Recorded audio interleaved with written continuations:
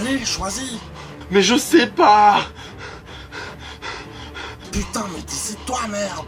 euh, euh, euh. Mais bordel, c'est pas compliqué. Vanille ou menthe, ton putain de thé?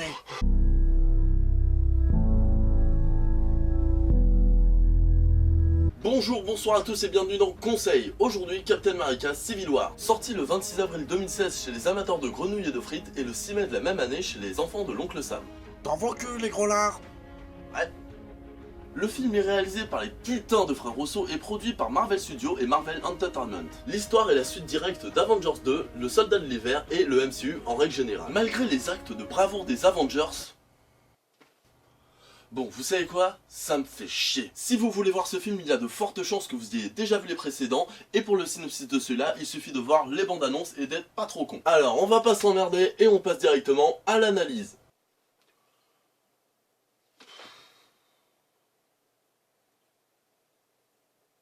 Bah, qu'est-ce qui se passe? T'as l'air énervé. Tu veux un Sky? Ouais, peut-être après la vidéo, merci. Non, je suis pas énervé. Juste dépité. Quoi, t'as pas aimé le film? Si, c'est juste que... Ouais, tu verras après la review. Ok.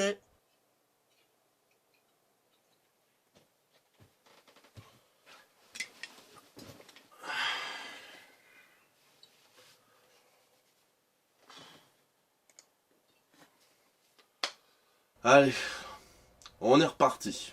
Après cette petite pause de quelques jours pour cause de réflexion, nous voici donc pour Captain America. Il faut d'abord que vous sachiez que ce héros me laisse à la base totalement indifférent. Un peu comme Superman, je le trouve souvent trop lisse, et que ce soit au niveau du pouvoir, des costumes ou alors des armes, rien ne me fait vraiment rêver dans ce personnage. Pourtant, et malgré mon indifférence à l'égard de ce héros, il m'a agréablement surpris lors de son premier film du MCU en 2011 réalisé par Joe Johnston. L'histoire était assez classique tout comme son déroulement, mais ça passait plutôt bien. La suite sortie en 2014 par les par les frères Rosso, elle m'a un peu déçu. Même si j'aimais beaucoup l'idée de base, la réalisation, elle, m'a laissé de marbre. C'est donc avec crainte quant au choix des réalisateurs et espoir généré par l'histoire de Civil War que je vis le film. Et donc, qu'est-ce que j'en ai pensé? Eh ben sympa, mais en dessous de son potentiel. On va commencer par les qualités qui sont quand même bien présentes. Les acteurs anciens nouveaux jouent très bien, en particulier Black Panther joué par Chadwick Boseman que j'ai trouvé plutôt cool, que ce soit dans son design, son développement ou sa façon de combattre. La bande son, bien que classique, est assez bien amenée et ça fait plaisir de voir autant de héros Marvel dans un seul film qui ne soit pas un Avenger. Ça amène d'ailleurs des plans slash posters qui sont certes assez forcés, mais assez classe et qui peuvent même donner des thématiques intéressantes. Bla bla bla. Bon, c'est bien gentil tout ça, mais on veut des défauts, nous. Ben si tu t'attendais à me voir cracher sur le film, Gob, tu vas être déçu. Des défauts, il y en a pas mal, c'est vrai.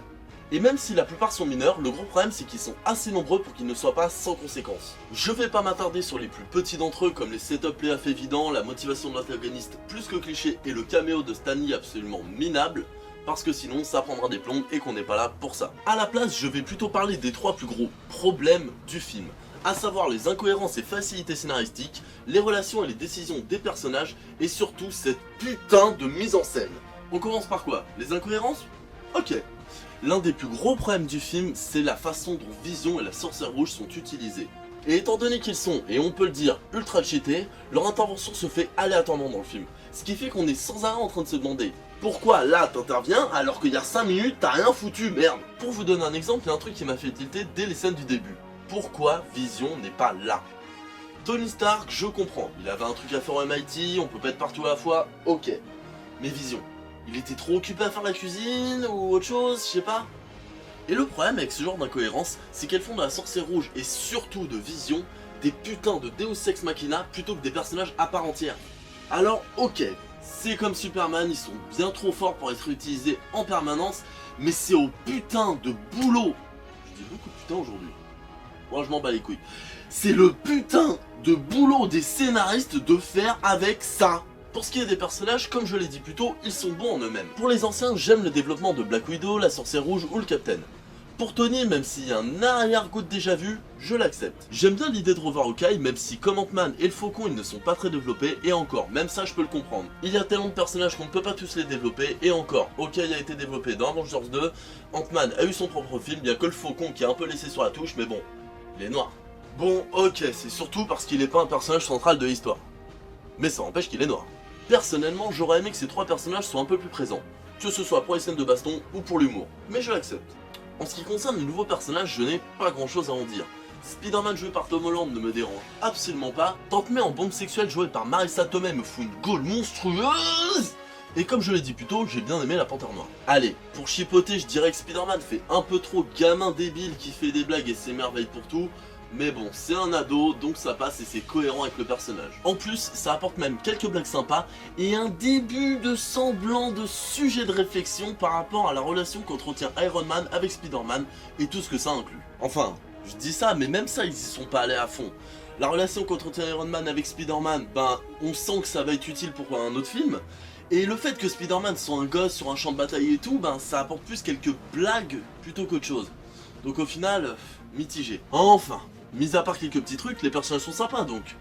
Pas excellent, mais pas catastrophique non plus quoi. Pour moi, le vrai problème c'est ce que le film a fait des personnages. Par exemple, la guéguerre entre les deux camps qui pour moi ressemble plus à une dispute entre potes plutôt qu'à une guerre civile, se met en place beaucoup trop rapidement.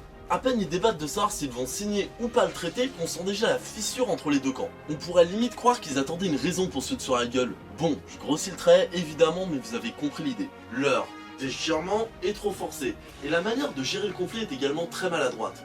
Le film est constamment le cul entre deux chaises en se demandant s'il doit faire un truc sombre, froid et sans compromis, ou alors faire un truc fun, léger et pour toute la famille. À mon avis, ils ont voulu montrer que les deux camps se reconnaissent en tant qu'amis malgré leurs différences d'opinion, mais ça marche pas du tout. Mais bon, que ce soit ça, le scénario, les personnages, ça passe encore, il n'y a pas mort d'homme on va dire. Par contre, le point qui m'a le plus emmerdé du film, c'est la mise en scène.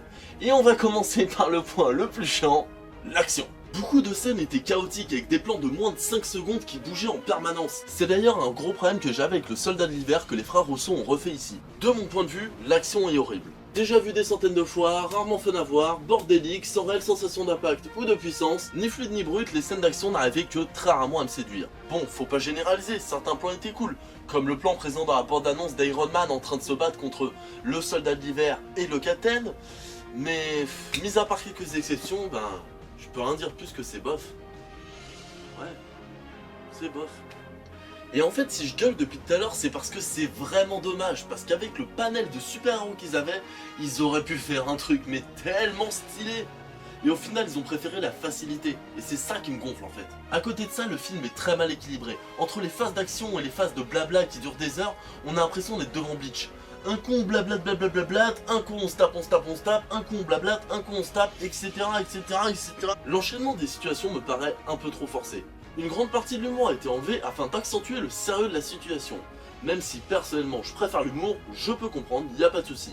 Le problème c'est que ça a été mal fait. Ça a rendu le film trop lourd, ne permettant que trop rarement de souffler, et pour un blockbuster qui se veut du divertissement pour tout le monde, c'est un peu un mauvais point. Et même si je mets de côté l'envie de voir des blagues d'Iron Man, d'Ant-Man et de Spider-Man fusée, je trouve que la manière de faire ne fonctionne pas. Mais vous savez c'est quoi le pire dans tout ça? Bah c'est que je m'y attendais. Bon, petit aparté, vite fait. Dans les années 40, le western était l'un des genres les plus en vogue aux USA. John Ford et John Wayne, entre autres, ont réussi à faire des westerns qui jusque-là n'étaient que des films de catégorie B jamais pris au sérieux, des blockbusters pour leur studio. Et même si des cinéastes comme Sergio Leone et Clint Eastwood ont redonné un second souffle au genre dans les années 60-70, le genre est devenu très vite surfait. Et de ce point de vue-là, on peut apparenter les films de super-héros au western. Genre minoritaire avec une réputation de lecture pour gamins et ados attardés, les films de super-héros ont réussi à s'implanter comme une figure majeure du cinéma hollywoodien. Avec des premiers succès comme Superman de Richard Donner et Batman de Tim Burton, le genre a commencé son implantation. Puis, au début des années 2000, a fait péter le box-office, montrant au monde diverses facettes des super-héros pour le meilleur et parfois pour le pire. Je pense, et ce n'est qu'une hypothèse, que les studios sont conscients du statut éphémère de la chose. Comme tous les gros succès, ils savent que le genre subira un déclin tôt ou tard. Et cette donnée en tête, ils veulent profiter au maximum de la poule aux œufs d'or avant qu'elle ne donne plus rien. Et le problème avec cette mentalité, c'est que ça pousse les studios à enchaîner les films, sacrifiant de ce fait le temps qui aurait été nécessaire aux réalisateurs pour pondre un bon film.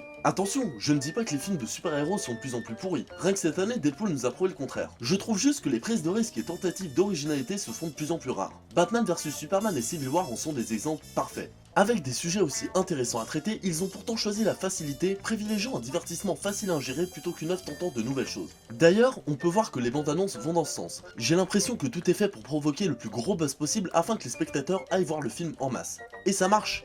la première semaine. Mais le problème c'est que vouloir trop en mettre dans une bande-annonce gâche le plaisir de découvrir une œuvre. Pour Batman vs Superman, ça aurait été bien plus pertinent de garder l'apparition de Wonder Man cachée par exemple.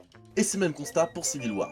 Montrer des personnages dans une bande-annonce fera penser aux spectateurs qu'ils auront de l'importance dans l'histoire. Et souvent, ce n'est pas le cas. Plus ça va, et plus j'ai l'impression que les studios tentent de faire de leurs films des œuvres cultes avant même leur sortie.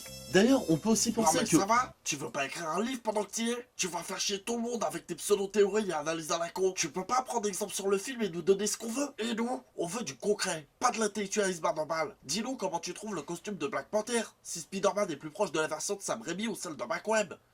Fais-nous rêver, merde! Tu vois Gob, en quelques phrases, tu viens de résumer ce qui ne va pas dans certains films de comics ces derniers temps. L'intérêt n'est plus de faire un bon film, mais un bon buzz. Donner aux spectateurs envie d'aller en salle massivement et récolter de pognon. Pour conclure, je dirais que Captain America Civil War n'est pas ce qu'on peut considérer comme un bon film, mais on peut pas dire non plus qu'il est mauvais. C'est un divertissement grand public, blockbuster, assez banal, sans grande qualité, mais sans gros défaut non plus quoi. C'est un film sympa jouant à fond la carte du fanservice et s'appuyant sur les succès des films précédents. Et donc, un peu comme Batman vs Superman, je ne vous conseille pas le film, mais je ne vous déconseille pas non plus d'aller le voir. Faites-vous votre propre avis. Ce n'est pas une nullité, mais ne nous voilons pas la face. Le résultat n'est pas du tout à la hauteur du potentiel et de la promesse initiale. Et voilà, ce conseil est terminé, j'espère qu'il vous aura plu. Dans tous les cas, je vous invite à laisser vos avis dans les commentaires. Vous pouvez aussi aimer, partager la vidéo et vous abonner à la chaîne. En attendant, je vous laisse en espérant que la suite nous surprendra quand même un peu plus. Sur ce, passez une bonne journée, /soirée, installez votre espace-temps.